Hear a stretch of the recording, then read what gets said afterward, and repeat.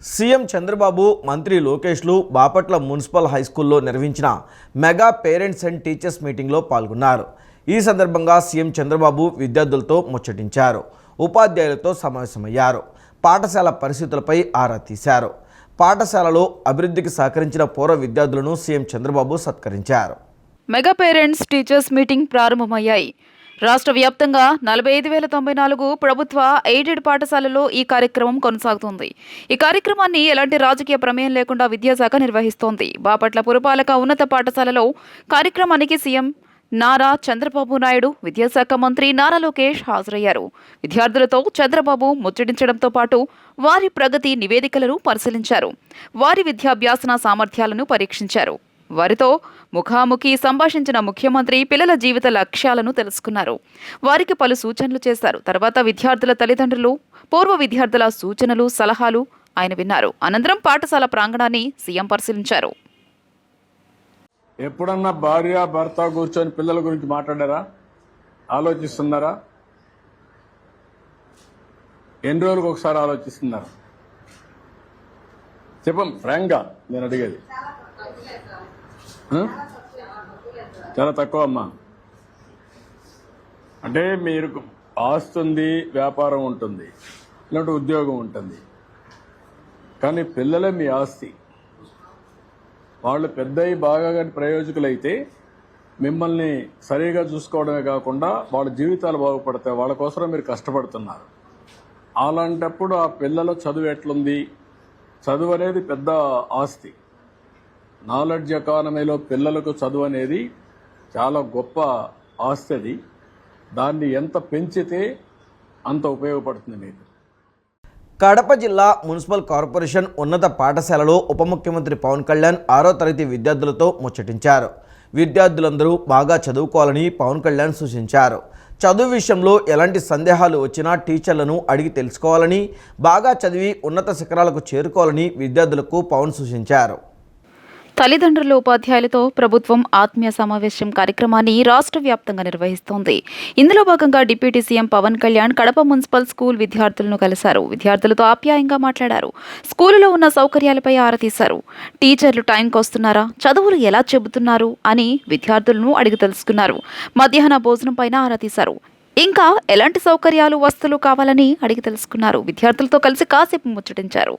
ఈ సందర్భంగా పలువురు విద్యార్థులు పవన్ కళ్యాణ్ ఆటోగ్రాఫ్ను తీసుకున్నారు.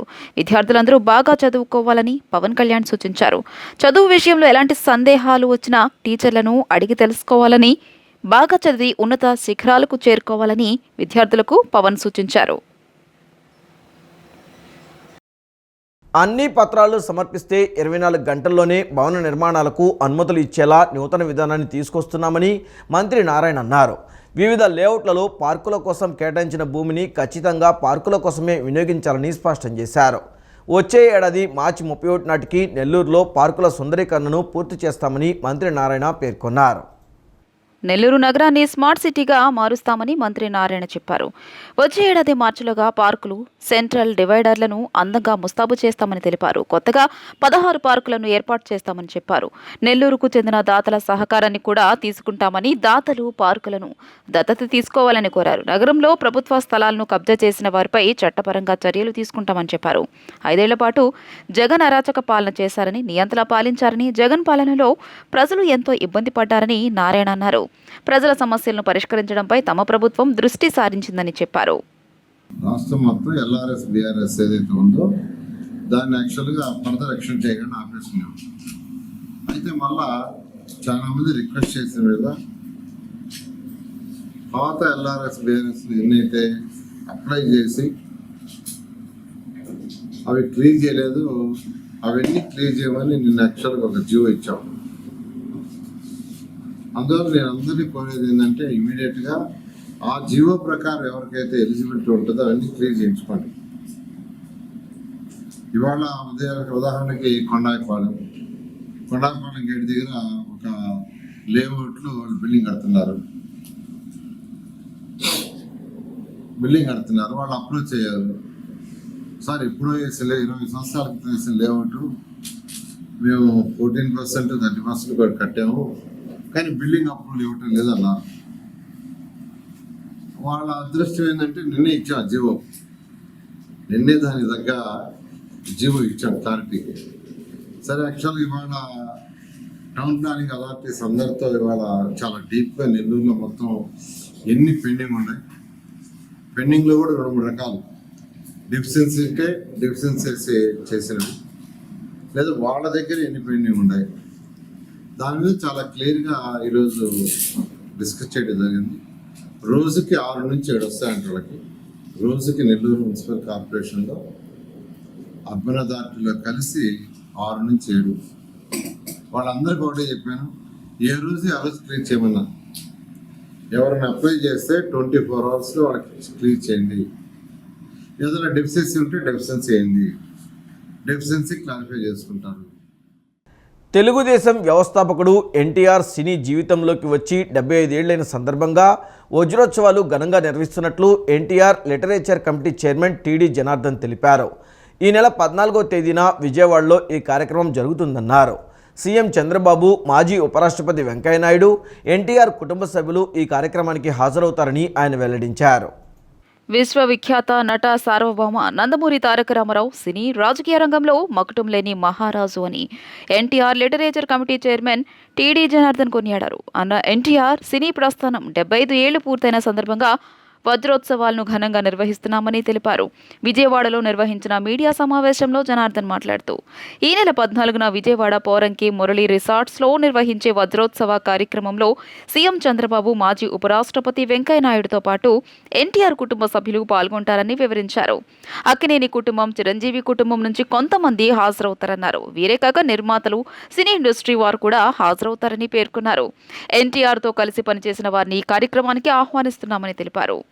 ఎన్టీఆర్ సినీ రాజకీయ రంగంలో మకుటం లేని మహారాజు అని అన్ని రాజకీయ పక్షాల వారిని ఈ కార్యక్రమానికి ఆహ్వానిస్తున్నామన్నారు. త్వరలో ఎన్టీఆర్ జీవిత విశేషాలతో కూడిన పుస్తకాలను అన్ని భాషల్లో విడుదల చేస్తామని స్పష్టం చేశారు. ఎన్టీఆర్ చరిత్ర త్వరలో పాఠ్య పుస్తకాలలో కూడా వచ్చేలా కృషి చేస్తామని తెలియజేశారు.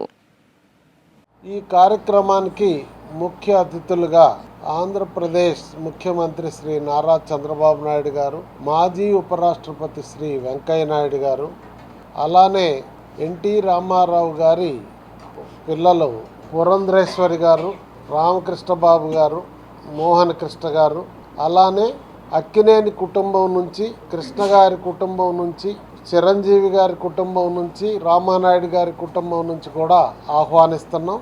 మురళి రిసార్ట్స్ పెనమలూరు నియోజకవర్గంలో ఉన్నది.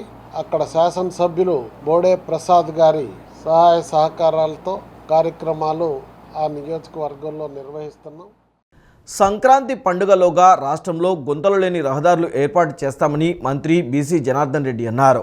ఇతర రాష్ట్రాల్లో రోడ్లపై అధ్యయనం చేశామని, త్వరలోనే పీపీ మోడల్లో రోడ్లు నిర్మాణం చేస్తున్నామని చెప్పారు.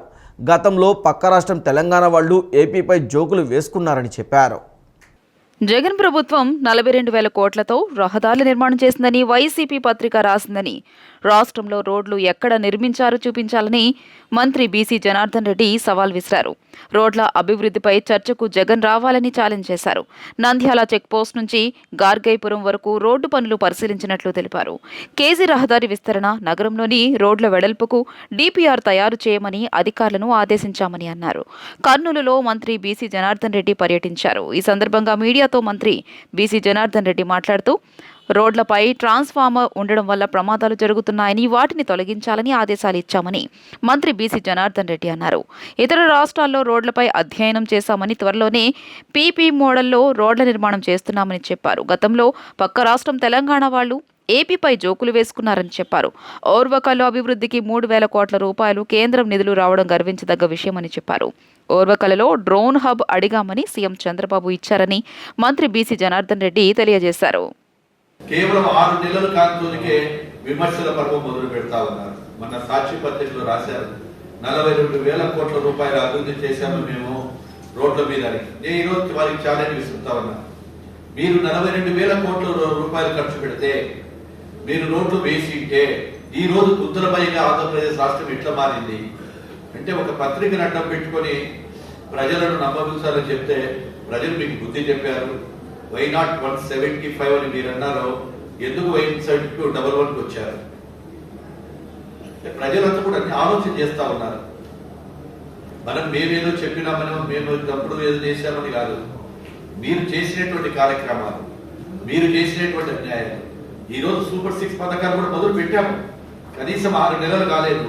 ఏదో పిక్చర్లో చెప్పడం జరిగింది. తర్వాత ఇవన్నీ కూడా దీపం పథకం 2 పథకం కూడా తీసుకొచ్చాము. మిగతా పథకాలు కూడా త్వరలోనే ఆర్టీసీ కూడా ఇస్తున్నాము. ప్రతిదీ కూడా దశల వారీగా ఈరోజు మీరు అప్పుల పాలు చేసి రాష్ట్రాన్ని అంతా అప్పుల పాలు చేశారు. అప్పుల పాలు చేసి లక్షల కోట్ల రూపాయలు అప్పులు పెట్టి చేసిపోతే ఈరోజు ఆ భారాన్ని మోస్తూ సంక్షేమం, అదేవిధంగా అభివృద్ధి రెండు కళ్ళతో సమానంగా మా ప్రభుత్వం ఈరోజు తీసుకొని చేయడం జరుగుతూ ఉంది. పేద ప్రజలకు మంచి భవిష్యత్ ఇచ్చేలా కూటమి ప్రభుత్వం పనిచేస్తుందని మంత్రి అనగాని సత్యప్రసాద్ అన్నారు. గత ప్రభుత్వంలో చేసిన అక్రమాలు, అరాచకాలు ప్రజలకు శాపంగా మారాయని మండిపడ్డారు. 6 నెలల్లో 67,000కు పైగా రెవెన్యూ సంబంధిత సమస్యలపై అర్జీలు వచ్చాయన్నారు. భూ సమస్యలు త్వరగా పరిష్కారం అయ్యేలా చర్యలు తీసుకుంటున్నామని మంత్రి అనగాని తెలిపారు. వైసీపీ పరిపాలనలో ప్రజలు ఎన్నో ఇబ్బందులు పడ్డారని మంత్రి అనగాని సత్యప్రసాద్ తెలియజేశారు. కూటమి ప్రభుత్వం ఏర్పడి 6 నెలలు గడుస్తోందని, రాష్ట్ర అభివృద్ధితో పాటు ప్రజల సమస్యల పరిష్కారం ధ్యేయంగా ప్రభుత్వం పనిచేస్తుందని స్పష్టం చేశారు. ప్రభుత్వం పేద ప్రజల కోసం ఒక మంచి కార్యక్రమం రూపొందించిందన్నారు. ఈ రాష్ట్రంలో ప్రజల ప్రధాన సమస్య ఏదైనా ఉందంటే అది భూ సమస్య అని అన్నారు. రాష్ట్ర అభివృద్ధితో పాటు ప్రజల సమస్య పరిష్కారం ధ్యేయంగా ప్రభుత్వం పనిచేస్తుందని స్పష్టం చేశారు. ప్రభుత్వం పేద ప్రజల కోసం ఒక మంచి కార్యక్రమం రూపొందించిందన్నారు. ఈ రాష్ట్రంలో ప్రజల ప్రధాన సమస్య ఏదైనా ఉందంటే అది భూ సమస్య అని అన్నారు. వైసీపీ ప్రభుత్వం కొన్ని కార్యక్రమాల వాళ్ళ స్వలాభం కోసమే చేసుకున్నారని ఆరోపించారు. భూ హక్కుదారులకు పూర్తి హక్కులు కలిగించడమే ప్రభుత్వ లక్ష్యమని మంత్రి అనగాని సత్యప్రసాద్ స్పష్టం చేశారు. ఒక మంచి ప్రభుత్వం ఆలోచన, గత ప్రభుత్వం చేసిన పాపాలని అన్ని కూడా రెక్టిఫై చేసి పేదవాడికి వారి యొక్క హక్కు ఉండాలి. ఏదైతే చిన్న చిన్న సమస్యలు ఉంటాయో, అడంగుల్లో పేరు మాత్రం కానీ గతంలో కావాలని కొందరు చేసినా ఎందుకు చేసిందని కూడా రెక్టిఫై చేసే విధంగా ఈ రెవెన్యూ సదస్సులు పెట్టుకుని రాబోయే రోజుల్లో వీలైనంత తక్కువ ఇలాంటి రెవెన్యూ ఇబ్బందులు ఎక్కడ కూడా ఏ టీసీఆర్ఎస్ లో కానీ, ఏ ప్రజా దర్బార్లో కానీ, ఏ రెవెన్యూ మినిస్టర్ కానీ, ఏ రెవెన్యూ ఆఫీసులో కానీ రాకుండా ఉండే విధంగా ఎన్ని పూర్తిగా నల్లిపై చేసే విధంగా ఈ యొక్క కార్యక్రమం చేస్తా ఉన్నాం. తప్పకుండా ఏదైతే కోర్టులో ఉన్నాయో అవి కూడా ఐడెంటిఫై చేసి అవన్నీ కూడా సబ్సిడీస్ ఉన్నాయన్నీ కూడా పక్కకి పెట్టి మిగతా కూడా చేసే విధంగా, అలాగే ఏదైతే గ్రామాల్లో ఇళ్ల పట్టాలు ఉన్నాయో వాటి సమస్య కూడా కనుక్కుని ఎవరైతే దాని మీద నివసించట్లేదో, గత ప్రభుత్వం ఏదైతే స్కామ్ చేశారో, ఎవరైతే కన్వేయన్స్ డీడ్ కూడా తీసుకోలేదో వాళ్ళు క్లియర్ కట్ కనపడతా ఉన్నాయి. పేరు మాత్రం రాశారు కానీ కన్వేయన్స్ డీడ్ కూడా తీసుకోలేదు. ఇల్లు అంటే గత బినామీల కోసం ఊరికే పేరు రాశారు గత ప్రభుత్వం. కానీ అవి కూడా ఐడెంటిఫై చేసి ఇప్పుడు అర్హత ఉన్నటువంటి పేద వాళ్ళకు కూడా ఇళ్ల స్థలాలు ఇచ్చే విధంగా కూడా ఈ యొక్క సదస్సులు ఉపయోగపడతాయి. సరే, రెవెన్యూ సదస్సే కదా అని ఒకటి రెవెన్యూకి సంబంధించినవి కదా, మీకు వేరే సమస్యలు ఉన్నా కూడా తప్పకుండా మా అధికారులందరూ కూర్చున్నారు, తప్పకుండా అవి కూడా తీసుకుంటారు. రెవెన్యూకి సంబంధించిన పాటు రేషన్ షాపు, రేషన్ కార్డు లాంటివి ఉంటే కూడా తప్పకుండా తీసుకుంటారు. అవి సంబంధించిన అధికారులకి ఇచ్చే బాధ్యత ఇక్కడ తహసీల్దార్ తీసుకుంటారు. మీకు ఈ మండలంలో ఇతర సమస్యలు ఎదురుతా కూడా ఇవ్వండి. సచివాలయ సిబ్బంది అందరూ కూడా ఇక్కడ ఉన్నారు, అద్భుతంగా పనిచేస్తారు. వాళ్ళు బైఫర్కేట్ చేసి ఏ డిపార్ట్మెంట్ కావాలో వాళ్ళకు కూడా ఇస్తారు. సమయం కేటాయించి ఏదైతే సమయం ఇచ్చారో సమయం పూర్తిగా ఇక్కడ ఉండి ఇక్కడ సమస్యలు తెలుసుకుని, ఎందుకంటే పేదవాడికి సెంటిమెంట్ చెప్పేది అక్కడ అవి పరిష్కరించే బాధ్యత మనకుంది. ఎక్కడన్నా కానీ ఇప్పుడు కాదు, ఈ 33 రోజులు కాదు, ఇంకా లేట్ అయినా కూడా తప్పకుండా ఆ పూర్తయ్యేదాకా కలిసికట్టుగా ఈ కార్యక్రమాన్ని ఒక యజ్ఞంలా చేద్దాం. తమది రైతు ప్రభుత్వమని గొప్పలు చెప్పిన వైఎస్ జగన్ గత 5 ఏళ్లలో అన్నదాతకు అన్ని విధాలా ద్రోహం చేశాడని బీసీ సంక్షేమ, చేనేత, జౌళి శాఖ మంత్రి సవిత మండిపడ్డారు. ముఖ్యమంత్రి చంద్రబాబు టెక్నాలజీని అందిపుచ్చుకుంటూ వ్యవసాయంలో నూతన వరవళ్లకు శ్రీకారం చుట్టారన్నారు. డ్రిప్, స్ప్రింక్లర్ పరికరాలను రైతులకు మొదటిసారిగా సబ్సిడీపై అందించిన ఘనత చంద్రబాబుదేనన్నారు. తమది రైతు ప్రభుత్వమని గొప్పలు చెప్పిన వైఎస్ జగన్ గత 5 ఏళ్లలో అన్నదాతలకు అన్ని విధాల ద్రోహం చేశాడని బీసీ సంక్షేమ, చేనేత, జౌళి శాఖ మంత్రి సవిత మండిపడ్డారు. సబ్సిడీపై మంజూరైన డ్రిప్, స్ప్రింక్లర్ల పరికరాలను స్థానిక మార్కెట్ యార్డులో రైతులకు పంపిణీ చేశారు. ఎమ్మెల్యే పల్లె సింధూరారెడ్డితో కలిసి మంత్రి పచ్చజెండా ఊపి సబ్సిడీ పరికరాలను తరలించే వాహనాలను ప్రారంభించారు. అనంతరం రైతులకు మంజూరైన డ్రిప్, స్ప్రింక్లర్ల పరికరాల మంజూరు పత్రాన్ని అందజేశారు. మంత్రి మాట్లాడుతూ ముఖ్యమంత్రి చంద్రబాబు టెక్నాలజీని అందిపుచ్చుకుంటూ వ్యవసాయంలో నూతన ఒరవడులకు శ్రీకారం చుట్టారన్నారు. డ్రిప్, స్ప్రింక్లర్ పరికరాలను రైతులకు మొదటిసారిగా సబ్సిడీపై అందించిన ఘనత చంద్రబాబుదేనన్నారు. గత 5 ఏళ్ల వైసీపీ పాలనలో రైతులకు ఎలాంటి సబ్సిడీ పరికరాలు అందించలేదని గుర్తు చేశారు. వ్యవసాయ మోటార్లకు మీటర్లు బిగించి రైతుల మెడలకు ఉరితాళ్లు వేయాలని జగన్ ప్రయత్నించాడన్నారు. కూటమి అధికారంలోకి వచ్చిన 5 నెలల్లోనే రైతులకు సబ్సిడీపై డ్రిప్, స్ప్రింక్లర్లు అందజేస్తున్నామన్నారు. జిల్లాలో లక్షల హెక్టార్లకు డ్రిప్ పరికరాలు అందించేందుకు ప్రభుత్వం సిద్ధంగా ఉందన్నారు. ఇప్పటి వరకు 3,885 హెక్టార్ల విస్తీర్ణంలో 3,504 మంది రైతులకు డ్రిప్, స్ప్రింక్లర్ పరికరాలు మంజూరు చేశామన్నారు. 145 మంది డిస్ట్రిబ్యూషన్ లో యంగ్స్టర్స్ బయటకు వచ్చి మేము కూడా ఈరోజు అగ్రికల్చర్ వ్యవసాయం చేయడానికి సిద్ధంగా ఉన్నాం. ఎందుకు సిద్ధంగా ఉన్నాం అంటే టెక్నాలజీ చంద్రబాబు నాయుడు గారు చూస్తేనే టెక్నాలజీ అనేది యువతల్లో ఒక నమ్మకం కుదిరింది. ఈరోజు ఇక్కడ ఇచ్చేసిన రైతులందరూ కూడా చాలా ఆనందంగా ఉన్నారు. ఎందుకంటే గతంలో అనేక సమస్యల వల్ల గత ప్రభుత్వం రైతుల ద్రోహి. ఈరోజు మేము ఇచ్చిన 5 నెలల్లో ఒక మంచి ప్రభుత్వం అని చెప్పడానికి ఇది ఒక నిదర్శనం. ఒక పక్క రైతులకు గిట్టుబాటు ధరలు ఇస్తున్నాం, మోటార్లకు మీటర్లు రద్దు అని ఆ రోజు ఎన్నికల సమయంలో చెప్పాం. అదేవిధంగా జగన్ భూచట్టాన్ని మేము రద్దు అన్నాం, జగన్ భూచట్టాన్ని రద్దు చేసాం. మరి పొలం పిలిచితంగా రైతన్నలకు అవేర్నెస్ ప్రోగ్రామ్ ఈ సీజన్లో ఈ క్రాప్ చేస్తే ఇంత దిగుబడి వస్తుంది, మేము మార్కెటింగ్ చేయగలము అన్న సమాచారాన్ని రైతులకి అగ్రికల్చర్ ఆఫీసర్కి అంటే పొలం పిలిచింది భాగం. ఈ రోజు రాష్ట్ర వ్యాప్తంగా రెవెన్యూ సదస్సులు జరుగుతున్నాయి. గత 5 సంవత్సరాల నుంచి మేము ఎక్కడ గ్రీవెన్స్ పెట్టినా ఈ 5 నెలల నుంచి సమస్యలు ఏమొస్తుంది అంటే భూదందాగిరి, అభివృద్ధి నూనెం, దోచుకోవడం దాచుకోవడం గత ప్రభుత్వం చేసింది. గ్రామ స్థాయి నుంచి విజయవాడ ఇంద్రకీలాద్రిపై జగన్మాత దుర్గమ్మను ప్రముఖ సింగర్ సిద్ధి శ్రీరామ్ దర్శించుకున్నారు. ఈ సందర్భంగా దేవస్థాన అధికారులు ఆలయ మర్యాదలతో స్వాగతం పలికారు. ఈ సందర్భంగా అమ్మవారిని దర్శించుకుని ప్రత్యేక పూజలు చేశారు. దర్శనం అనంతరం వేద పండితులు వేద ఆశీర్వచనాలు అందజేశారు. అనంతరం ఆలయ అధికారులు సిద్ధి శ్రీరామ్కు లడ్డూ ప్రసాదాన్ని శేషవస్త్రాన్ని అందజేశారు.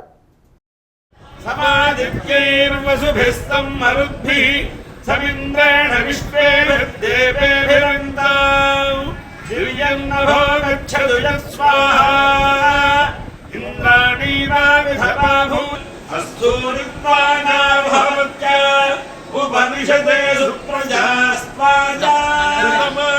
భవతి శతాయుః పురుషశ్చతేంద్రియ ఆయుష్యేంద్రియే ప్రతిష్ఠిత. గత వైకాపా పాలనలో బెదిరింపుల కారణంగా వ్యాపారులు తీవ్ర ఇబ్బందులు పడ్డారని ఆంధ్రప్రదేశ్ స్వచ్ఛాంధ్ర మిషన్ చైర్మన్ కొమ్మారెడ్డి పట్టాభిరామ్ అన్నారు.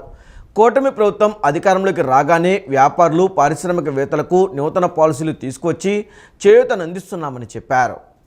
స్మైల్ అసోసియేషన్ ఆధ్వర్యంలో జనవరి 3, 4, 5 తేదీల్లో వెన్యూ కన్వెన్షన్లో నిర్వహించనున్న ట్రేడ్ ఎక్స్పో 2025 బ్రోచర్ను శుక్రవారం గాంధీనగర్లోని ఛాంబర్ ఆఫ్ కామర్స్ హాల్లో ఆంధ్రప్రదేశ్ స్వచ్ఛాంధ్ర మిషన్ చైర్మన్ కొమ్మారెడ్డి పట్టాభిరామ్ ఆవిష్కరించారు. ఈ సందర్భంగా ఆయన మాట్లాడుతూ కూటమి ప్రభుత్వం అధికారంలోకి రాగానే వ్యాపారులు, పారిశ్రామికవేత్తలకు నూతన పాలసీలు తీసుకొచ్చి చేయూతనందిస్తున్నామని చెప్పారు. ఛాంబర్ ఆఫ్ కామర్స్ మద్దతుతో నిర్వహించనున్న ఈ కార్యక్రమం ఔత్సాహిక పారిశ్రామికవేత్తలను ప్రోత్సహించేందుకు దోహదపడతాయని, ఆసక్తిగల వ్యాపారులు ఈ అవకాశాన్ని సద్వినియోగం చేసుకోవాలని కోరారు. ఇతర దేశాల్లో కూడా అనేక ట్రేడ్ ఎక్స్పోలకు నేను కూడా ఒక వ్యాపారస్తుడిగా హాజరు కావటం జరిగింది. ప్రతి వ్యాపారస్తుడికి కూడా ఇవి చాలా ఉపయోగపడతాయి.